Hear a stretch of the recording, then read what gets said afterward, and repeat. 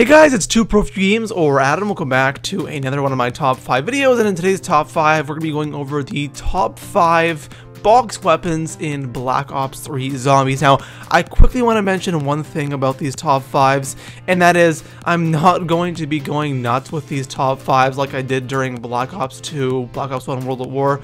All I'm going to be doing is probably 5 or 10 of just the basic top 5s, and then we're going to be cutting them off. So this top 5 is going to be the top 5 best weapons from the box. This is including Pack-a-Punched and non-Pack-a-Punched. So coming in at number 5 on my list, I have the BRM, and the BRM is an amazing LMG. This thing has a ton of ammo, and when you Pack-a-Punch this weapon, it is going to effectively kill zombies in the mid to high 30s. I was on round 37 with this thing, and I was still effectively killing zombies, but of course you have to go with those headshots. And the good thing about this weapon again is the ammo. You just have so much ammo when you Pack-a-Punch it.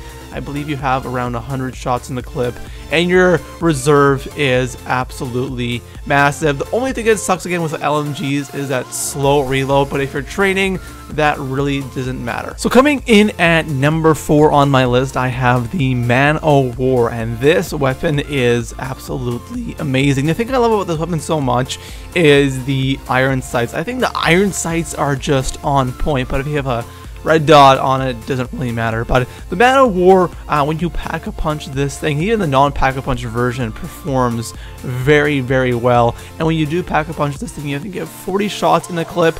It doesn't shoot too fast, even with Double Tap 2.0. I find it doesn't shoot too fast, so it doesn't feel like you're going through ammo as fast as you probably should be. But when you Pack-a-Punch it, you have 40 shots in the clip, and you have around 400 shots in reserve. So in total, around 450 shots, which is pretty good for a Pack-a-Punched assault rifle. So coming in at number 3 on my list, I have the DINGO. And I don't know about you guys, but I feel like the LMGs in Black Ops 3 Zombies are really powerful.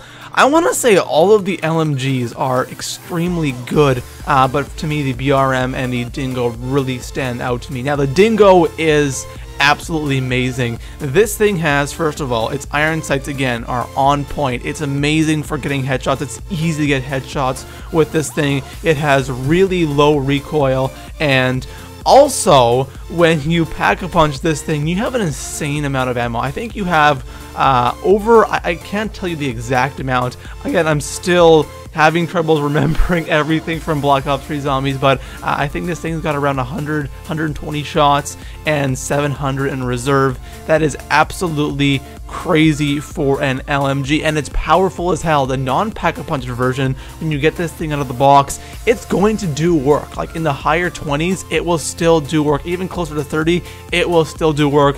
And then you Pack-a-Punch it, and it just shreds everything in your path. So coming in at number 2 on my list, I have the ICR-1, and the ICR is probably the best assault rifle here in Black Ops 2 Zombies. It is just, it's like the it's like the M27 of Black Ops 3. If you guys remember the M27 from Nuketown on Black Ops 2 Zombies, it looks exactly the same, and it is it's a monster. There's not much more to say than that. I actually asked you guys on Twitter what your favorite weapons are, and I got the ICR a lot. A lot of people said that the ICR is their favorite, and I tend to agree with them. It's not my favorite, but it is definitely an amazing assault rifle. It's good both non-Pack-a-Punched and Pack-a-Punched. I was actually surprised how good this thing was non-Pack-a-Punched. But when you Pack-a-Punch it and of course have Double Tap 2.0, this thing performs really well. The only complaint I have about this is the ammo is kind of low. I find that I go through ammo really quickly,